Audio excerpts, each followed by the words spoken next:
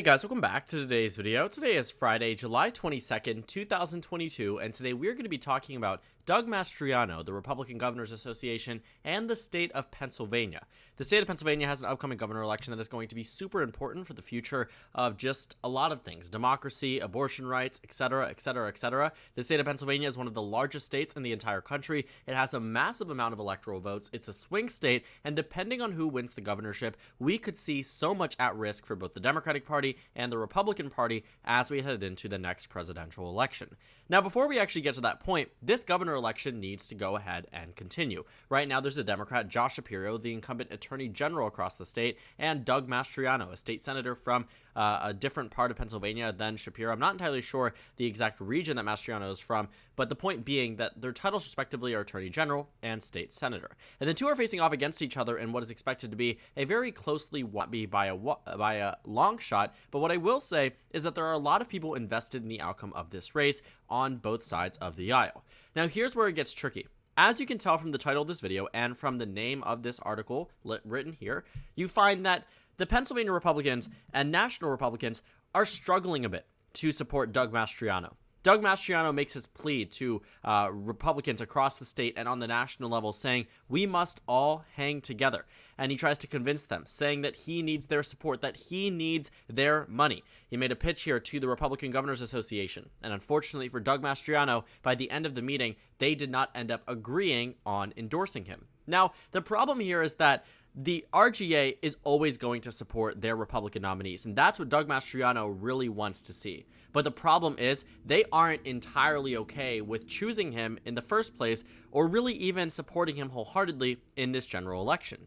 And when Doug Ducey, the chair of the Republican Governors Association, he is the governor from the state of Arizona, he actually came into power after receiving backlash from President Trump. In December, he was chosen to lead the Republican Governors Association, meaning that he has a very significant amount of control over what the RGA does, who they support, and what they say about individual candidates. When asked about whether or not the RGA would support Mastriano in an interview, he said that the group does not support lost causes or landslides, choosing to invest in competitive races. When asked about whether or not he would support Doug Mastriano for the general election, he says directly that November 8th is a long way off. So we'll be looking at this map. We'll be looking at the resources that we have, and we don't know what September and October are going to hold. It says the most recent campaign finance report shows that the group raised just under $30 million from April to June. Earlier this year, the RGA raised $33.1 million. The reason why I'm telling you this is because when you take a look at Doug Mastriano's bank account, he just has $400,000.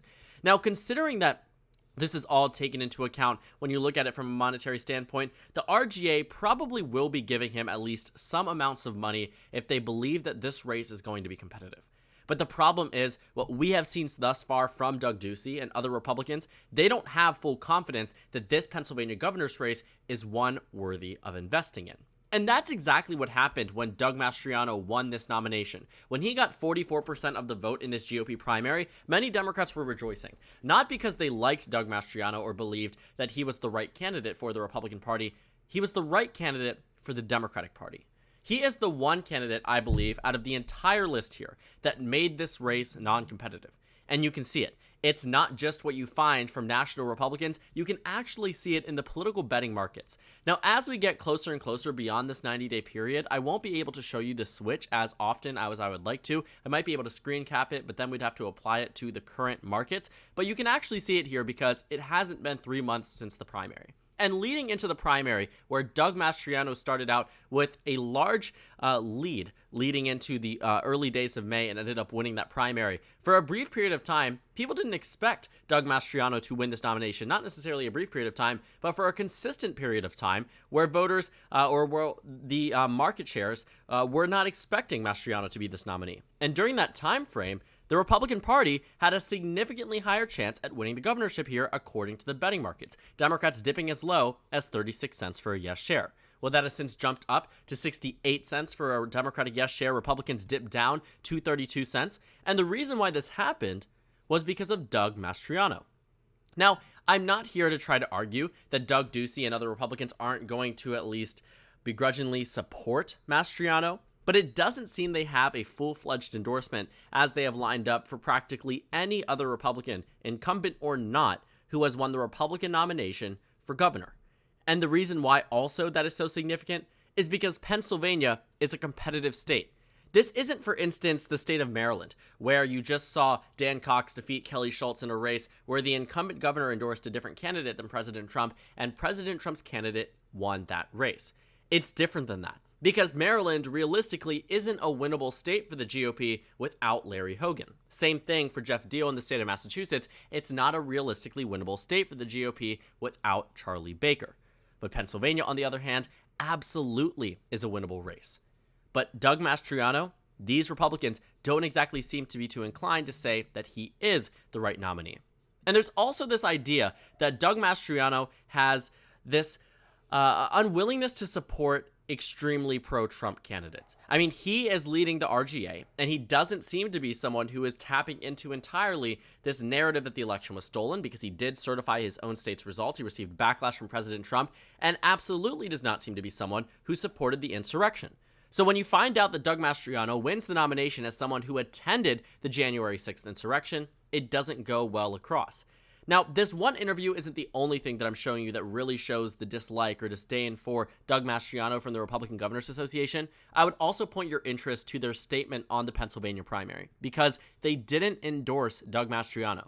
Yes, they might have attacked Josh Shapiro. They said that after 8 years of the disastrous policies of Tom Wolf, Republican voters in Pennsylvania have chosen Doug Mastriano as their nominee for governor. Now, one thing bolded in particular I think is important here is that the RGA executive director wrote this statement. Typically, it is released as a joint statement from Doug Ducey and Pete Ricketts. Pete Ricketts is the governor of Nebraska, the other chair of this committee or from this association. So you will see that in a couple of other examples I want to show you. But you find it from the executive director, who never says directly that they endorse Doug Mastriano. They do attack Josh Shapiro. They say the country in Pennsylvania is worse off under Democratic leadership and Josh Shapiro, who will continue the same policies that have led to record inflation and increased violent crime. The RGA remains committed to engaging in competitive gubernatorial races where our support can have an impact in defending our incumbents and expanding our majority this year. Nothing there says they wholeheartedly support Doug Mastriano. And it would be fine if these were the cookie cutter type statements that the RGA typically released. But unfortunately for Mastriano, that simply is not the case. Take a look at the state of Oregon, for instance, which many Republicans would say is less competitive than Pennsylvania, but maybe not so much now. They say that Christine Drazan has what it takes to turn Oregon around, and we congratulate her on her primary win. You didn't see any type of that language for Doug Mastriano. Two things bolded here: RGA co-chairs Governors Doug Ducey and Pete Ricketts. That wasn't on the Pennsylvania one. And they go here to praise Christine as they go through this race. It isn't just that. That's not a one-off example. You also see it in the Colorado primary victory, where you find that the co-chairs, again, write this statement and congratulate, very happily, Heidi Ganahl. And they pretty much go through a bunch of sentences saying that they have really supported them and that they believe that this candidate is the right candidate for Colorado voters. I mean, you see it also here in the state of Illinois. Again, co-chairs Governors Doug Ducey and Pete Ricketts congratulate on the gubernatorial primary victory, praise the Republican nominee. I mean, it's very consistent. You also see it in the state of Nebraska. I mean, it's not just these four examples. It's every single statement that we have seen thus far from the RGA. And Pennsylvania sticks out like a sore thumb because, number one, the co-chairs, the two governors, are not writing the statement. And number two, they did not wholeheartedly endorse Doug Mastriano. So this, combined with the new interview saying that he's not going to entirely support Mastriano right off the bat. I mean, being asked a question as the chair of the Republican Governors Association, will you support a swing state Republican? That answer should be 1,000. Absolute yes, right? And that's not what's happening in the state of Pennsylvania. And it is so desperately needed, enough so that you are finding that right now, currently speaking, Doug Mastriano is practically begging the RGA to support him, saying that we must all hang together, or most assuredly, we shall all hang separately. I mean, that's what he's trying to say. Either you support me or we all go down. And at the end of the day, the RGA doesn't seem to be biting. He did this, a pitch for support at a meeting for the RGA in Colorado, given a few minutes to speak during lunch. By the end of the meeting, as reported by the press here, it says that the RGA did not make an agreement to go ahead and support him and funnel their money towards him.